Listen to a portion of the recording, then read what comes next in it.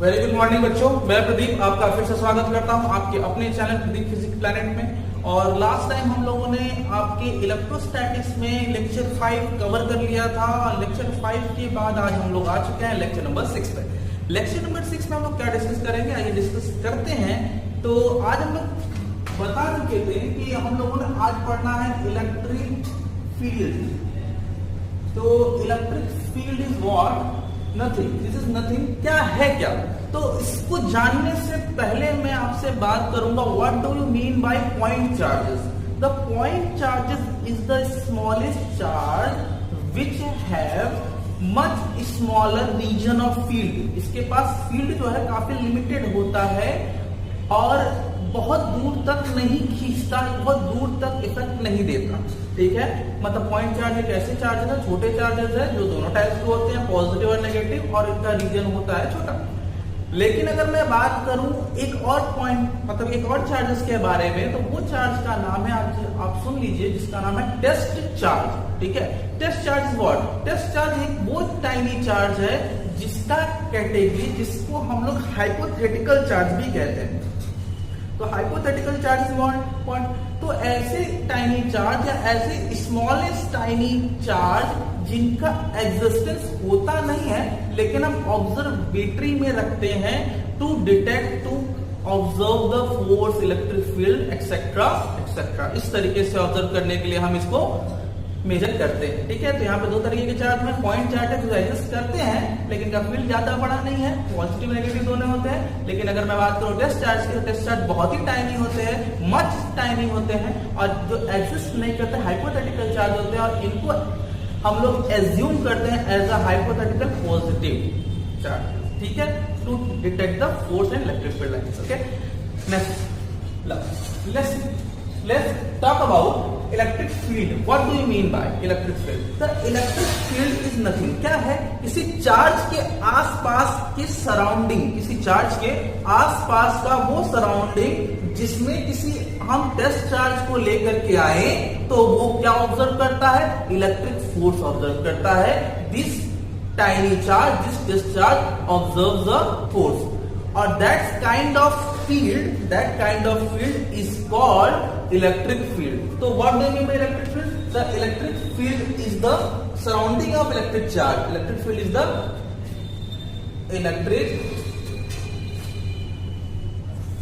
is the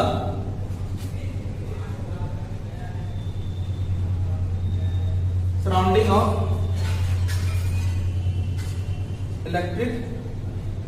electric charge where another electrical particle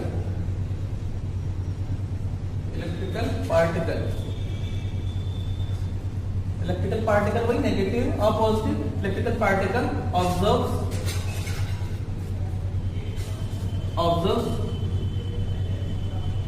electric force. ये electrostatic force है बच्चों, electric force. This is called electric field. Okay, तो बात clear हो रही है। तो किसी चार्ज के आसपास का वो सराउंडिंग जिसमें हम किसी दूसरे चार्ज को लेकर के आए तो फोर्स ऑब्जर्व करने लगता है, तो that kind of field is called electric field. Okay, fine. अब मैं बात करूं कि क्या है, कैसे डिसाइड करते हैं, तो उसको डिसाइड करने का मेरे पास पैरामीटर है और उसे हम लोग कहते हैं इलेक्ट्रिक फील्ड लाइंस। तो इलेक्ट्रिक फील्ड लाइंस क्या होती है? तो electric field lines is what, आइए समझने की कोशिश करें। तो देखिए, इलेक्ट्रिक चार्ज को हम देख नहीं सकते हैं ना, तो जब चार्ज को नहीं देख सकते तो लाइंस को कैसे डिसाइड करेंगे? मैं बात कर रहा हूं तो मेरे आसपास एक फील्ड जनरेट हो रहा है जहां पर मेरी बातें लोग सुन सकते हैं। मेरे ओपन सोर्स से निकल क्या रहे हैं? वेव्स, और ये वेव्स डिसाइड कर रहे हैं कि उनको कहां जाना है। तो एग्जैक्टली यहां पे भी हमने एक इमेजिनरी लाइंस को एज्यूम किया है। That means what? तो एक लाइंस के बारे में बात करूं तो किसी चार्ज के आसपास कुछ लाइंस होती हैं। वो लाइंस कहां से आती हैं? ध्यान दीजिए, किसी चार्ज से खींची जाने वाली इमेजिनरी लाइंस जो चार्ज से ड्रॉ तो होती है, लेकिन वो लाइंस, वो कर्व लाइंस एक दूसरे को बिल्कुल नहीं टच करती। वो इस तरीके से होती हैं, कोई इंडिपेंडेंट होती, टच नहीं करती हैं और अपना एक दायरा एक फील्ड डिसाइड करती है। तो electric field lines is what? The electric field lines is the imaginary lines, it is the imaginary lines drawn, this is imaginary lines drawn through the charge, drawn through the charge independently in such a manner that each of one does not contact to each other। इस तरीके से है कि एक भी एक दूसरे को टच नहीं करेगा। ठीक है, बात समझ आ गई? तो पॉजिटिव चार्ज हो चाहे नेगेटिव चार्ज हो, दोनों से हम लाइंस ऐसे ड्रॉ करेंगे। और ये केवल इतने ही नहीं, बहुत सारी लाइंस हो सकती हैं। ठीक है, तो the electric field lines, electric field lines is the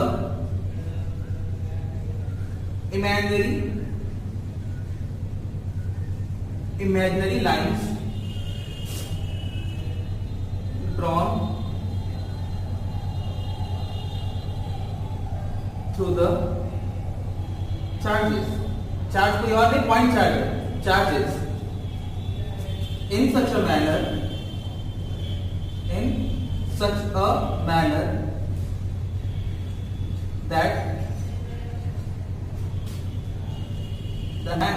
that no one can touch to each other,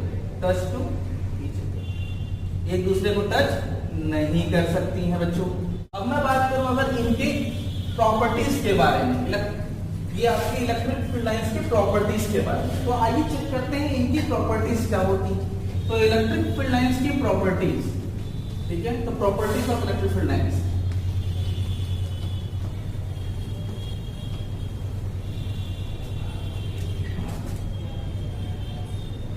properties of electric field lines. तो बच्चों इसकी प्रॉपर्टीज में ध्यान से समझिएगा।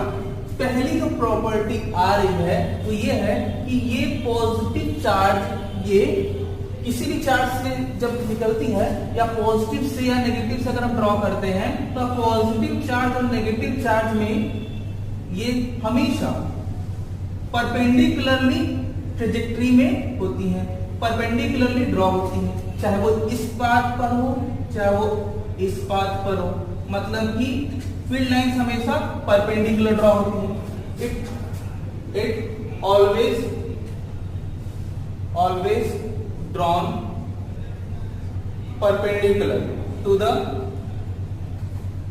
द ईच पॉइंट चार्जेस, हर चार्ज से परपेंडिकुलर ड्रॉ। दूसरा मैं बात करूं कि अगर इसके नेक्स्ट प्रॉपर्टी के बारे में, तो फील्ड लाइंस हमेशा पॉजिटिव से चलकर नेगेटिव में एंटर करती हैं। ठीक है, कुछ इस तरीके से।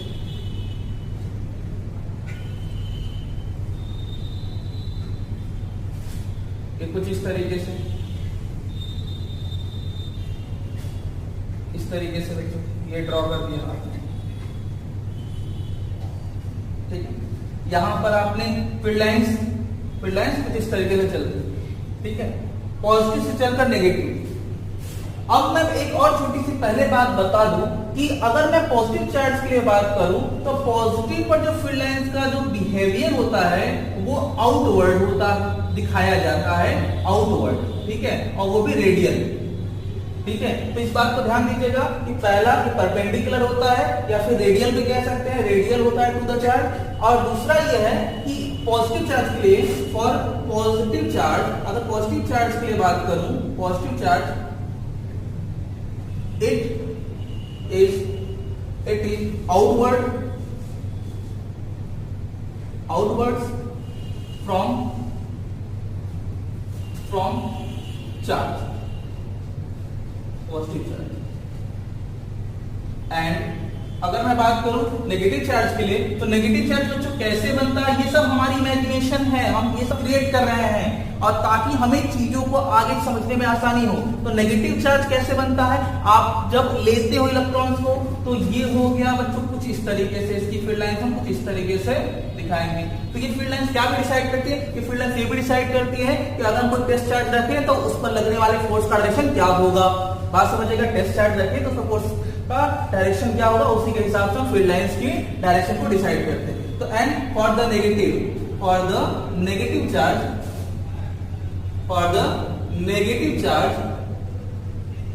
it is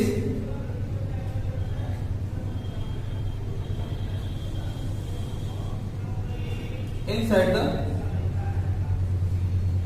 चार्ज, ये चार्ज की अंदर की ओर होगा। ठीक है, ये हो गया।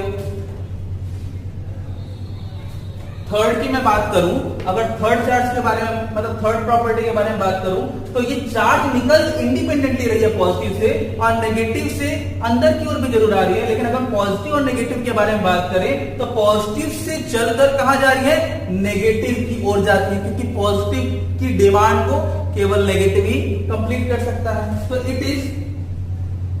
It is drawn positive charge to negative charge. ठीक है, ये पॉजिटिव चार्ज से लेकर के नेगेटिव चार्ज की ओर एंटर करते हैं। पॉजिटिव चार्ज से शुरू हुआ, नेगेटिव चार्ज की ओर क्या हो गया, चला गया। ठीक है, बात समझ में आ गई, ये भी हो गई। नेक्स्ट प्रॉपर्टी के बारे में मैं बात करूं कि ईच फील्ड लाइंस जो होती हैं वो एक दूसरे को नहीं काटती हैं। ध्यान दीजिएगा, एक दूसरे को नहीं काटती हैं, ये इंडिपेंडेंट होती हैं जरूर, और एक दूसरे को काटती भी नहीं है। ठीक है, तो फील्ड लाइंस का अपना डायरेक्शन होता है पॉजिटिव से नेगेटिव की ओर, और एक दूसरे को नहीं काटती। तो field lines never intersect to each other, never intersect to each other, ये एक दूसरे को नहीं काटती। अगर एक दूसरे को काट देंगी तो जहां पे काटेंगी, ऐसे करके मान लीजिए उन्होंने काटना होगा तो ऐसे कुछ काटेंगे, तो जैसे ही वो काट देंगे तो इनको दो रास्ते मिल जाएंगे। और फील्ड लाइंस इंडिपेंडेंट होती, काट देंगी तो वो अपने फील्ड लाइंस को खत्म कर देंगी। और फील्ड लाइंस क्या डिसाइड करता है, अपना फील्ड डिसाइड करता है। तो यहाँ पे फील्ड क्या हो जाएगा, समाप्त हो जाएगा, खत्म हो जाएगा, एंड अप हो जाएगा। तो यहाँ पर फील्ड नहीं है, इसका मतलब ये दोनों कट गई हैं। ये इम्पॉसिबल है कि पूरे फील्ड में कोई ऐसा पॉइंट भी मौजूद है जहां पर फील्ड फोर्स नहीं लग रहा है। ठीक है, तो इट्स इम्पॉसिबल। ठीक है, ध्यान दीजिएगा, ये भी हो गया, ये भी प्रॉपर्टी है। ठीक है, और ईच फील्ड लाइंस, ये जो फील्ड लाइंस है, ये फील्ड लाइंस डिस्टिंग्विजिबल होती हैं, इंडिपेंडेंट होती हैं, और एक बात मैं बता दूं, क्लोज कर्व नहीं बनाती ये।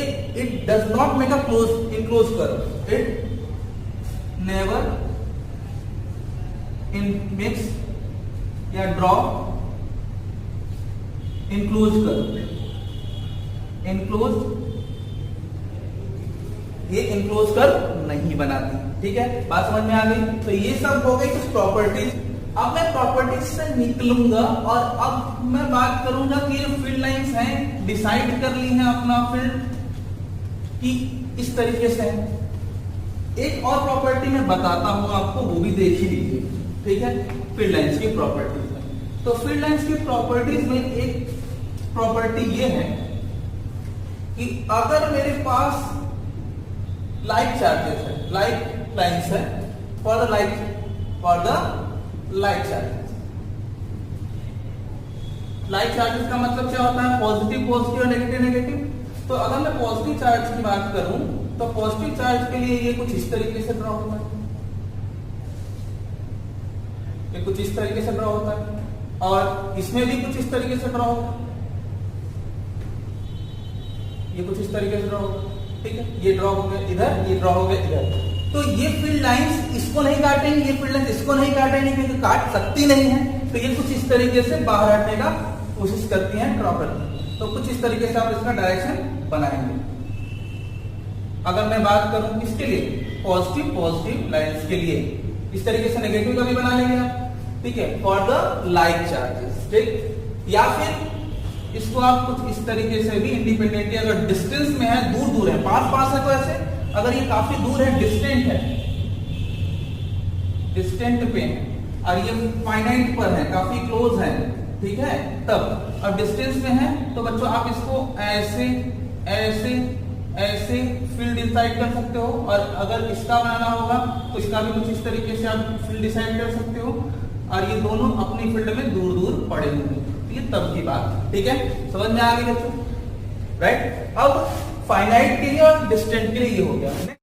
तो हम लोग नेक्स्ट बात करेंगे इलेक्ट्रिक फील्ड बच्चों, ठीक है। तो इलेक्ट्रिक फील्ड इंटेंसिटी के बारे में, इंटेंसिटी के बारे में, तो ये है नेक्स्ट टॉपिक। इंटेंसिटी क्या होती है बच्चों? तो जब हम भूख लगती है तो हम भूख लगती है तो खाना खाते हैं, तो भूख लगने की इंटेंसिटी क्या? अभी भी भूख लगी, कुछ देर बाद भी लगेगी, ठीक है। अभी और बाद में का अंतर क्या है? उस समय भूख ही लगे, लेकिन इस समय अगर मुझे कम लगी तो मैं कम रोटियां खाऊंगा, कम खाना खाऊंगा, और उस समय मुझे जब ज्यादा भूख लग जाएगी तो मैं ज्यादा खा सकता हूँ। तो इंटेंसिटी वही है, पैरामीटर हम कितना पैरामीटर, कितनी वैल्यू में हम उसको एक्सप्रेस कर सकते हैं। तो ये क्या है? इलेक्ट्रिक फील्ड को एक्सप्रेस करना। तो ये एक्सप्रेस होता है एक्चुअली फोर्स से, क्योंकि इलेक्ट्रिक फील्ड डिसाइड होता है फोर्स से। तो that electric field intensity is decide by electrostatic force, magnitude of electrostatic force. किस पर लगना है? फील्ड में कौन आता है? पॉइंट चार्ज, तो उस पर लगेगा। तो यहाँ पर फिलहाल के लिए मैं पॉइंट चार्ज के बारे में बात करूंगा। तो ये क्या है? तो हम किसी चार्ज के आसपास के बारे में बात करेंगे। तो ये डिसाइड होता है कि एक यूनिट चार्ज पर कितना फोर्स अप्लाई होता है, ठीक। तो the electric field intensity is defined by the force acting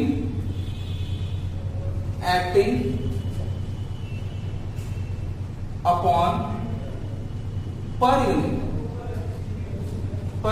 unit charge into the what? Into the field. Okay, this is called vector of भी लिख सकते हैं, अभी दिखाते हैं। E is equal to F upon Q, E is equal to F upon Q. और इसको हम ऐसे भी लिख सकते हैं, वेक्टर ऑफ ये फोर्स से डिसाइड होता है। तो वेक्टर को अगर आप स्केलर से डिवाइड भी करेंगे तो वेक्टर क्वांटिटी ही मिलेगी, क्योंकि इलेक्ट्रिक फील्ड भी फोर्स के ही डायरेक्शन, फोर्स के ही मैग्नीट्यूड को बताता है, बस ये पर यूनिट पर निकलता है। तो ये क्यों है बच्चों, ठीक। तो E is equal to vector of F upon Q,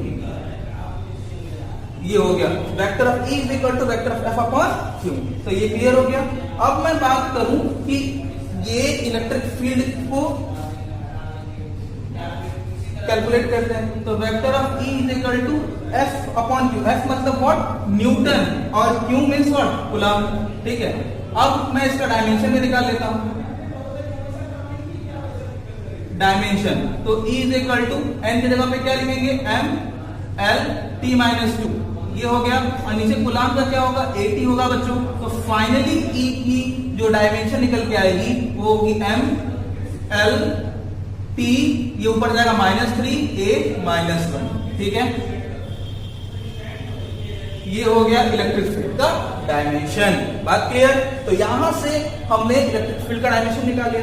let's move on electric field के जनरल फॉर्मूले की ओर चलते हैं, ठीक है। तो general formula of electric field पर मूव करते हैं, ठीक है। तो general formula of electric field intensity, ठीक है। General formula of electric field intensity,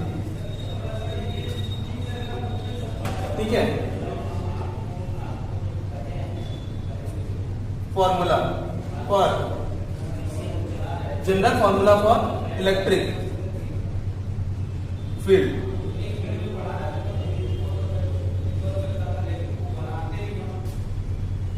general formula for electric field intensity क्या है? इसका मतलब आइए समझने की कोशिश करें। जनरल फॉर्मूला का मतलब इसमें वो सारे फैक्टर्स जो रिस्पॉन्सिबल हैं वो इसमें दिखने चाहिए। लेट्स सपोज दैट यहां पर कोई पॉइंट चार्ज है क्यू, और इसका पूरा फील्ड है। इस पूरे फील्ड में यहां पर हमने किसी टेस्ट चार्ज क्यू नॉट, इसको क्यू नॉट पढ़ते हैं बच्चों, क्यू नॉट। वही टाइनी चार्ज जिसका अपना कोई फील्ड नहीं होता, ये सिर्फ ऑब्जर्व करता है इलेक्ट्रोस्टैटिक फोर्सेस को। लेट्स सपोज दैट ये इतनी डिस्टेंस मतलब r डिस्टेंस पर है, और ये पॉजिटिव चार्ज इस पर क्या अप्लाई करेगा? फोर्स, क्योंकि आपको पता है ये पॉजिटिव चार्ज का डायरेक्शन क्या होता है? आउटसाइड। तो इस पर जो फोर्स का डायरेक्शन लगेगा वो कहां होगा? आउटसाइड होता है, ठीक है, क्योंकि टेस्ट चार्ज पड़ा हुआ है यहाँ पे। तो ये फोर्स का डायरेक्शन भी आउटसाइड होगा। कितने डिस्टेंस पर है ये, r डिस्टेंस पर, तो इन दोनों के बीच में फोर्स लगेगा, लेकिन ऑब्जर्व कौन करेगा, ये, क्योंकि ये डिस्चार्ज है। नाउ लिसन, ठीक है, लेट कर लेना आप, let a point charge Q, point charge Q has a discharge at small r distance। इसके पास एक कौन है, डिस्चार्ज स्मॉल r डिस्टेंस पर, where the electrostatic force, यहां पे इलेक्ट्रोस्टैटिक फोर्स लगेगा, where इलेक्ट्रोस्टैटिक फोर्स क्या होगा, वेक्टर ऑफ F, ध्यान दीजिएगा, फोर्स का डायरेक्शन भी दिखाएंगे आप, vector of F is equal to 1/4 pi epsilon nought, force तो दोनों के बीच में लगेगा, ठीक है, इक्वली होता है, तो vector of F is equal to Q nought upon ये क्या हो गया बच्चों, डिस्टेंस का स्क्वायर, स्क्वायर लॉ को होल्ड भी करता है, और साथ में आपका डायरेक्शन, यूनिट वेक्टर का डायरेक्शन दिखा दिए, कहां दिखा दीजिए, आउटसाइड है तो आप आर कैप से दिखा दीजिए, ठीक है ना, एक ही यहाँ पे डायरेक्शन दिखा दीजिए। ये इक्वेशन नंबर 1 तैयार। नाउ फ्रॉम द डेफिनेशन क्या कहता है बच्चों, vector of E is equal to F, vector of F upon Q nought, क्योंकि फोर्स किस पर लगना है, इस पर लगना है डिस्टेंस पर, तो यहाँ पे Q नॉट। अब आपको इलेक्ट्रिक फील्ड का डायरेक्शन चेक करना है यहाँ पर एक्सप्रेशन में, तो vector of E is equal to 1/4 pi epsilon nought Q nought upon R square, R cap upon में Q नॉट कैंसिल कर दीजिए, vector of E is equal to 1/4 pi epsilon nought Q upon R square, R cap. बच्चों ध्यान दीजिएगा, ये आपका formula हो गया है, और ये फॉर्मूला कोई और नहीं, ये फॉर्मूला जनरल फॉर्मूला कहलाता है बच्चों। तो ये फॉर्मूला हो गया आपका जनरल फॉर्मूला किसका, इलेक्ट्रिक फील्ड इंटेंसिटी का। तो अब आपको पता चला कि इलेक्ट्रिक फील्ड किस पर डिपेंड करता है, तो इलेक्ट्रिक फील्ड डिपेंड करता है उस चार्ज पर नहीं, वो चार्ज तो है फिक्स है, ये डिस्टेंस पर डिपेंड करता है, मतलब ये भी आपका इलेक्ट्रिक फील्ड स्क्वायर लॉ पर डिपेंड करता है। तो अगर मैं इसका ग्राफ प्लॉट करूं तो ये कुछ इस तरीके का बनेगा, ठीक है,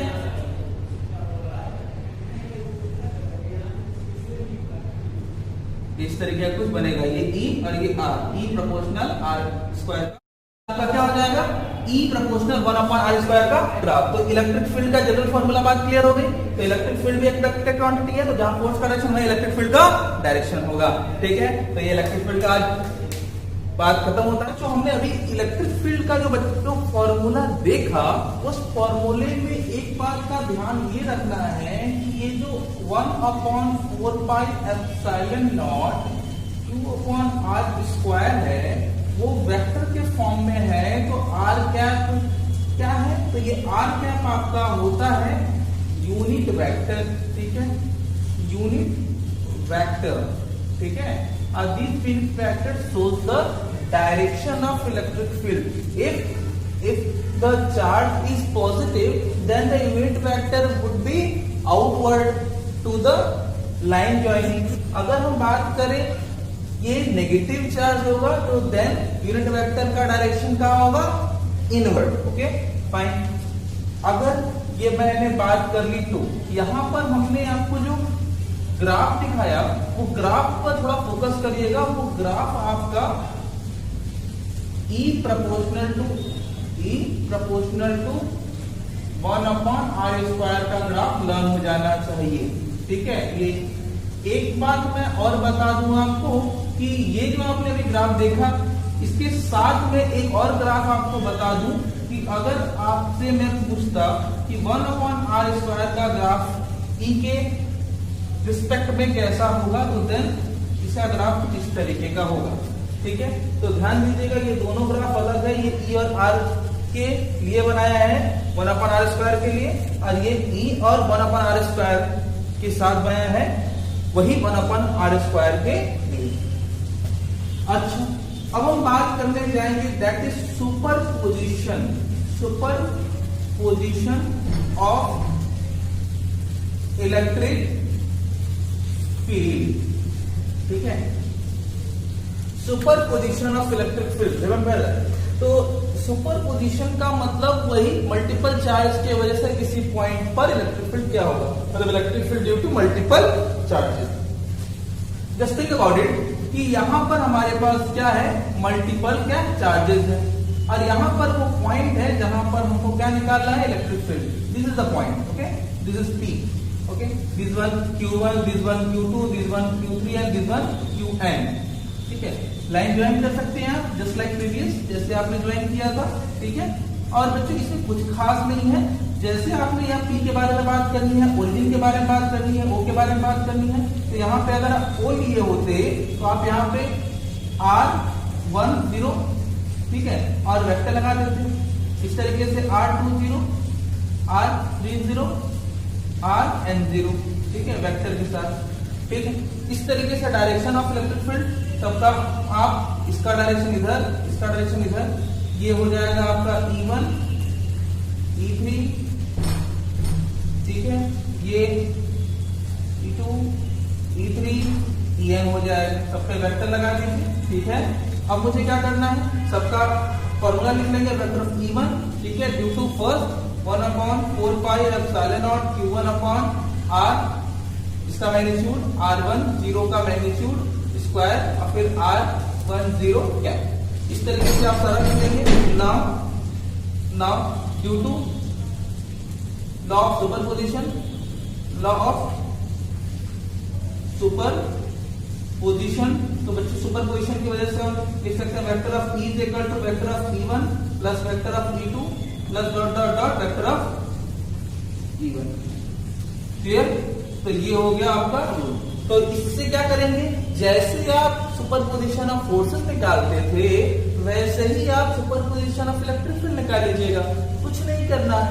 सुपरपोजिशन ऑफ इलेक्ट्रिक फील्ड और superposition of electric force both are similar, same, ये पर यूनिट चार्ज पर लगता है, अब वो टोटल चार्ज पर लगता है, तो बस इतना ही डिफरेंस है। ठीक है, आइए एग्जांपल से डील करते हैं। Now let's suppose that an alpha particle into the field experiences 2.6 into 10 to the power minus 7 Newton force. Then find the electric field intensity.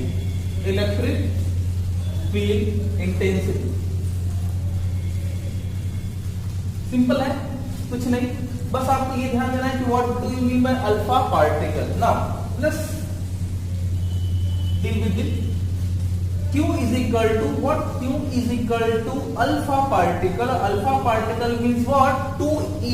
ठीक है, क्यों अल्फा मतलब 2e, आपके 2 इलेक्ट्रॉनिक चार्ज होते हैं, so that is what 3.2 into 10 to the power minus 19 coulomb. Okay, fine. Now the force is what? 2.6 into 10 to the power minus 7 Newton. Then electric field intensity. क्या होगी? E is equal to F by Q. ठीक है, अब E is equal to F की जगह पे 2.6 into, यहाँ पे आप क्या पुट कर सकते हैं 10 to the power minus 7, और E की जगह पे आप पुट कर सकते हैं 3.2 into 10 to the power minus 9। Solve कर लीजिएगा, आपको वैल्यू आपको न्यूटन पर कूलम्ब में मिल जाएगी। Okay, now let's come on second question. A point charge plus 3.0 microcoulomb situated into air at 9 centimeter apart. At 9 centimeter apart,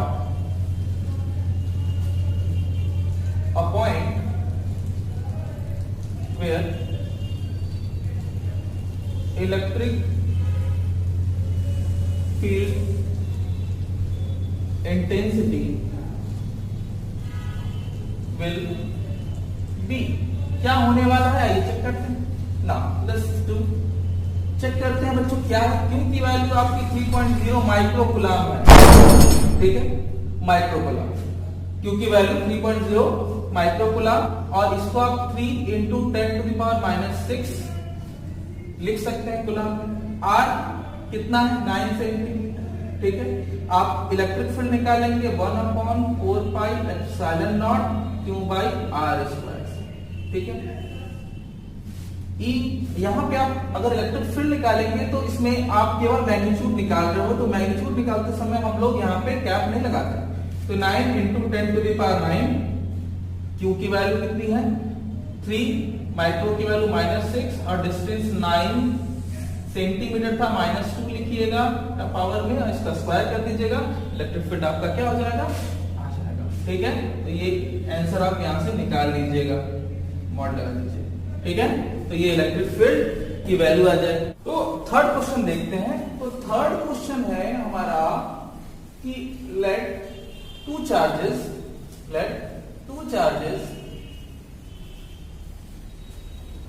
plus 10⁻⁸ coulomb and -10⁸ coulomb are separated to 0.1 metre, 0.1 metre, ठीक है, each other, separated 0.1 metre to each other, दोनों एक दूसरे से इतने distance पर है। Find electric field at following points capital A, capital B and capital C, ठीक है। क्वेश्चन मार्क, ये बच्चों एनसीईआरटी का क्वेश्चन है, थोड़ा ध्यान से हम लोग समझेंगे। तो ये क्वेश्चन जो है वो कुछ इस तरीके से है बच्चों, यहाँ पर और ये एक दूसरे से कुछ डिस्टेंस पर है। यहां से यहां तक का डिस्टेंस 0.1 मीटर, ठीक है। ये है 10⁻⁸ कूलम और ये है भी 10⁻⁸ कूलम, ठीक है। यहाँ पर बच्चों आपने रख दिया है प्लस, यहाँ पर रख दिया माइनस, और यहाँ पर आपने लोकेशन जो है वो डायग्राम से बना दिया है कि डायग्राम गिवन है बच्चों, ठीक है, याद रखिएगा। ये दो चार्जेस हो गए, ये Q1 हो गया, ये Q2 हो गया। यहाँ पर आपका पॉइंट C है, यहाँ पर A है और यहाँ पर B है। तो आपको इलेक्ट्रिक फील्ड निकालना है कहाँ पर, A पर, C पर और B पर। मैं आपको हिंट किए देता हूँ, आप इसको सॉल्व करके मुझे जरूर कमेंट लिख करके बता सकते हैं या फिर मुझे कांटेक्ट करके बता सकते हैं। कंफर्मली करिएगा ताकि हम इसके आंसर को बता सकें या फिर आपके साथ इसके आंसर को शेयर कर सकें। कुछ ज्यादा नहीं करना, मैं आपको हिंट किए देता हूं। मैं बता दूं, अगर सबसे पहले मुझे निकालना है तो मैं बात करूंगा एट पॉइंट ए के बारे में। मुझे अगर ए पर निकालना है तो मैं ए पर आऊंगा। प्लस के कारण यहाँ पे इलेक्ट्रिक फील्ड निकालना है, तो अगर ये मिड पॉइंट पर है, मिड पॉइंट पर, तो यहाँ से यहाँ तक का डिस्टेंस हो जाएगा 0.5 मीटर और यहाँ से यहाँ तक का डिस्टेंस भी 0.05 मीटर। और ये भी डिस्टेंस बच्चों, ये इक्विलैटरल ट्रायंगल है, ये भी गिवन है और ये भी है 0.1 मीटर, ये भी है, ये दोनों इक्वल है, ठीक है। तो ये वाली डिस्टेंस आपको बाद में पता चल जाएगी, ठीक है। अब आपको क्या करना है, इसके वजह से यहाँ इलेक्ट्रिक फील्ड निकालना है, क्योंकि ये प्लस है तो इलेक्ट्रिक फील्ड का डायरेक्शन आउटवर्ड इधर, ये नेगेटिव है, ठीक है। ये नेगेटिव चार्ज है बच्चों, ध्यान दीजिएगा, ये नेगेटिव चार्ज है, तो इसकी वजह से इलेक्ट्रिक फील्ड का डायरेक्शन इस पर कहाँ होगा, इधर ही होगा। तो इसके वजह से इलेक्ट्रिक फील्ड का डायरेक्शन इधर, ठीक, ये क्या होगा इस साइड इवन, और इसकी वजह से इलेक्ट्रिक फील्ड डायरेक्शन ये भी इसी साइड होगा, ठीक है। तो आप इसका इलेक्ट्रिक फील्ड और इसका इलेक्ट्रिक फील्ड दोनों निकालेंगे, सेम ही आएगा क्योंकि डिस्टेंस सेम है, और दोनों इलेक्ट्रिक फील्ड को क्या करिएगा, ऐड कर लीजिएगा। मैं हिंट की देता हूं, ठीक है। Electric field due to 10⁻⁸ coulomb, ठीक है, एट ए, तो ये हो जाएगा E डैश, लिख सकते हैं आप 1/4πε0। यहाँ पे आप लिख सकते हैं 10⁻⁻8 और यहाँ पे क्या लिख सकते हैं, डिस्टेंस 0.05 का स्क्वायर। और कहाँ जा रहा है, ये उस साइड है, ठीक है। तो कहाँ से कहाँ तक है, अलोंग, इसका नाम कुछ रखते हैं क्या, यहाँ पे हम नाम रख देते हैं M बच्चों, और यहाँ पे नाम रख देते हैं Q, तो ये हो जाएगा M M2Q। ये डायरेक्शन देने में मुझे आसानी हो जाएगी, या फिर अगर आप कहीं भी नाम देते हैं तो आप इसको लिख सकते हैं I कैप। ठीक, नाउ यूनिट वेक्टर, इसको 9 into 10 to the power 9 put कर दीजिए, इसको 10 टू द माइनस 8 और इसको लिख सकते हैं आप 25 into 10 to the power minus 4। क्या बोलते हैं, क्लियर बात। यहां से आप इसको सॉल्व कर सकते हैं 9/25 और 9 और ये 8, ये हो जाएगा 10 टू द पावर 1 और ये 10 टू द पावर 5 हो जाएगा। ठीक है, न्यूटन पर कूलम। डायरेक्शन आप लिख लीजिएगा, वेक्टर लगा लीजिएगा अगर डायरेक्शन लिखेंगे तो। डायरेक्शन है कहां, M2Q। अब इसी तरीके से अगर मैं इसका बात करूं, इसकी बात करूं तो इसमें भी वही सेम आएगा। सिमिलरली अगर मैं बात करूं ड्यू टू 10 पावर माइनस 8, यहाँ पे माइनस होगा तो वो आ जाएगा E डबल डैश। सिमिलरली यहाँ पे लिख लीजिएगा, सिमिलरली यहाँ पे E dash 9/25 into 10 to the power 5 newton per coulomb, ये आएगा M2Q। Hence electric field at A, अगर A निकालना होगा तो वेक्टर ऑफ A is equal to E dash plus E double dash vector यहाँ पे वैल्यू रखिए, ये वाली वैल्यू दोनों को सम कर लीजिए, आपका आंसर आ जाएगा। और डायरेक्शन M2Q। क्लियर। सिमिलरली मैं बात करूं B पर निकालने की, तो इसकी वजह से यहाँ पे इलेक्ट्रिक फील्ड निकालेंगे तो इधर होगा, और ये नेगेटिव है तो इलेक्ट्रिक फील्ड का डायरेक्शन इस पॉइंट पर निकालेंगे तो इधर होगा। आप इसको क्या करिएगा, सब्सट्रैक्ट। ठीक है, सब्सट्रैक्ट, ऐड नहीं करेंगे। ऐड तब होगा जब दोनों सेम होंगे, एक इलेक्ट्रिक फील्ड इधर हो एक इधर हो, तो सब्सट्रैक्ट करेंगे, जो बड़ा होगा आप उससे छोटे को सब्सट्रैक्ट कर सकते हैं, और डायरेक्शन का ध्यान रखें। सिमिलरली मैं बात करूं यहाँ पर, तो इस वाले के चार्ज की वजह से यहाँ पे बात करूं तो इलेक्ट्रिक फील्ड का डायरेक्शन इधर होगा, और ये नेगेटिव चार्ज है तो इलेक्ट्रिक फील्ड का डायरेक्शन इधर होगा। ठीक है, मैग्नीट्यूड सेम होगा, डायरेक्शन जो है वो अलग अलग है। ठीक है, तो अब आप इसको क्या कर लीजिएगा, इसको रिजॉल्व कर लीजिएगा। कैसे रिजॉल्व करेंगे आप, यहाँ पर आपको कुछ नहीं मिलेगा तो आप इसको थीटा से रिजॉल्व कर सकते हैं, कुछ मान लीजिए थीटा, क्योंकि ये बच्चों एक इक्विलैटरल ट्रायंगल है। इक्विलैटरल ट्रायंगल में कितना एंगल, यहाँ पे हर साइड 60 डिग्री एंगल बनाएगा, तो यहाँ भी 60 डिग्री होगा, यहाँ भी 60 डिग्री होगा। ठीक है, और यही चीजें यहाँ पे भी 60 डिग्री होगा, दोनों तरफ 60। तो ये जो E1 की वैल्यू आएगी, डिस्टेंस क्या लीजिएगा, डिस्टेंस 0.1, तो जहाँ पे 0.5 है 0.05, वहां पे 0.05 ना लिख करके 0.1 रख करके सॉल्व करिएगा, ये आपको E1 मिलेगा, यहाँ पर E2 मिलेगा। E1 को रिजॉल्व कर लीजिएगा बच्चों, E1 को रिजॉल्व करेंगे इस साइड में क्या आएगा, E1 cos 60 डिग्री, और यहाँ पे रिजॉल्व करेंगे E1 sin 60 degree. Similarly E2 भी वही आएगा, क्योंकि मैग्नीट्यूड सेम है, तो यहाँ पर इसको रिजॉल्व करेंगे तो आएगा E2 थीटा के साथ सटा हुआ है बच्चों, along the line of horizontal, E2 cos 60, और एक आएगा नीचे की ओर क्या आएगा, E2 sin 60, क्योंकि ये दोनों सेम हैं तो ये दोनों एक दूसरे को कैंसिल आउट करेंगे। E1 cos 60, E2 cos 60, दोनों को आप क्या कर दीजिएगा, ऐड कर दीजिएगा सी पर, आंसर आ जाएगा। E1 की वैल्यू आप निकाल ही लोगे, E2 की निकाल लोगे, दोनों सेम ही आएंगे। cos 60 की वैल्यू क्या होगी, cos 60 की वैल्यू आप लिख सकते हो डायरेक्टली, cos 60 की वैल्यू। अगर आपको नहीं भी पता है थीटा की वैल्यू लिखना चाहें, अगर आपको कोई आइडिया नहीं है तो आप 60 के जगह पे सिर्फ थीटा और यहाँ पे सिर्फ थीटा से भी काम चला सकते हैं। यहाँ पे सिर्फ थीटा, यहाँ पर भी सिर्फ थीटा लिखेंगे, तो cos थीटा की वैल्यू अगर मुझे निकालनी होगी तब कैसे निकालेंगे, तो ये राइट एंगल ट्रायंगल से cos थीटा की वैल्यू क्या होगी, बेस अपॉन हाइपोटेनियस। ठीक है, बेस क्या है, बेस होगा 0.05 और हाइपोटेनियस क्या होगा 0.1, तो बेस अपॉन हाइपोटेनियस से भी निकाल लेंगे। तो आपको क्या करना है, सी पर निकालना होगा, तो ये दोनों कैंसिल हो जाएंगे, बस इन दोनों को ऐड कर दीजिएगा, सी पर निकल आएगा, बी पर निकालना होगा, तो इसकी वजह से जब निकालेंगे यहाँ तो डिस्टेंस क्या लीजिएगा, तो डिस्टेंस है बच्चों 0.05 मीटर है बच्चों, 0.05 मीटर है। तो इसकी वजह से जब निकालेगा तो डिस्टेंस ये, और जब इसकी वजह से निकालिएगा तो 0.1 प्लस 0.05 ऐड करके डिस्टेंस लीजिएगा।